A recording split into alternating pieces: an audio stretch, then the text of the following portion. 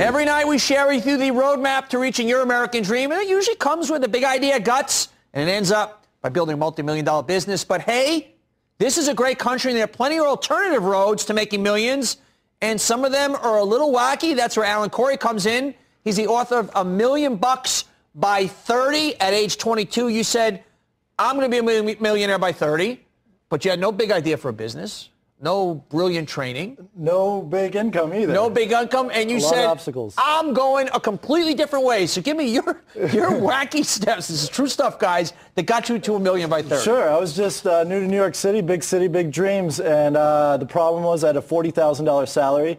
So I decided, well, I can't control my income. My boss controls that, but I can still control my outcome.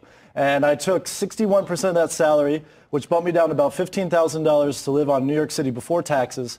I took all that money and I educated myself and learned as much as I could in stocks and mutual funds, 401ks, real estate, and I just tried to invest in everything that I really completely understood. Okay, so but the essence is, and how you got there is crazy. You said, I'm going to take 60% of my income that I'm earning, right, not touch it so I can start to put a little nest egg for real estate and stocks. But the key to that, you basically had to figure out how to live on nothing. Well, if it wasn't in my checking account, I couldn't spend it. So how'd you do that? You live on $15,000 pre-taxes, which means you're living on $10,000 a year. How the hell are you doing that? Well, I was in my 20s. I lived on nothing in college, and I had a great time of my life. I just continued that lifestyle. I'd drink beer at home before I go to the bar and pay $5 a beer, or drink a lot of water. I'd take the subways. Well, let's go through some specific things. Sure. You say, number one, never buy an umbrella. No, that's just a rain tax. That's ridiculous. Umbrellas are such a waste of money. It's $5 every time it rains, and you always lose it. And where it ends up when you lose it? In a lost and found. So I just find whenever it rains, I pop myself into a bar, restaurant, store, say, hey, I lost a black umbrella. They bring you a box, about 35 of them. And so I use that umbrella, and so it's not completely unethical. I make sure to leave it at another bar or restaurant. Another lost and found. So it's basically, that's genius. Yeah, so, okay, once again, we don't steal the umbrellas. We basically take it from one lost and found to another one. Okay. Yeah. You never buy bottled water. Bottled water is we live in a first world country, and our water is great. You know, we should be proud of that and drink it. Bottled water, you're just paying for a container. So if you want to achieve that, go into a fast food restaurant, get a Biggie water, and it's iced. It comes with lemon. You can put sweet and low and have lemonade. You have a straw. You get all the perks. Simple way. Don't pay $1.50 for a bottle of water. We talked a lot on the show that actually we were John Stossel on 100 years ago. He's talking about that the actual tap water is actually healthy without a bottle of water. Okay. Never pay full price for bread. Well, not just bread, like any sort of bakery goods. Just find a store that has a neon sign in the window that says fresh baked goods, fresh baked daily. And what that tells me is at the end of the day, they got to throw everything out.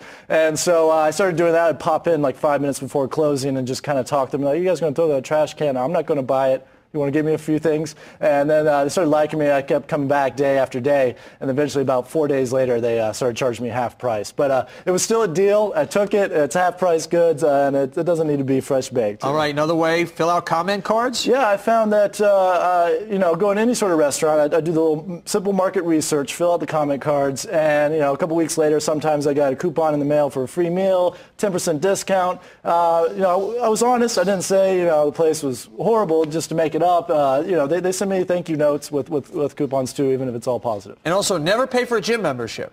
I did this for a while where you can do this too when you travel and the hotels have really poor gyms. I would just say, hey guys, I'm new in town, can I have a 1 week free membership? And they usually say, yeah, sure, grant it. And then, it never was up to my standards, so I'd go to the one across the street, and then the one down the street, and the one across town. But, everyone has their limits, mine being the city limits. So after I was driving 45 minutes to work out, I decided to buckle down and pay for it. And finally, the key to making your first million? Ramen noodles was my diet. Yeah, that's 13-cent lunch, and I ate that quite often.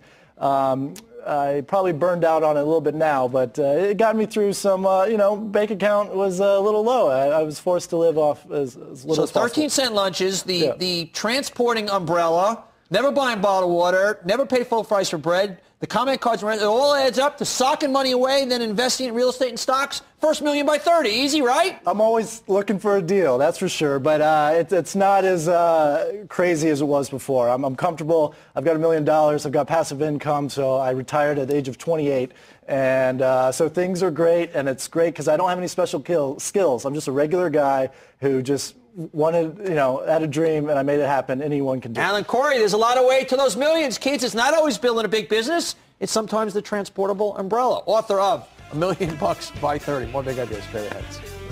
Next, she wrote the bestseller that's inspired people around the world to make millions. So what can she teach you in 5 minutes to turn your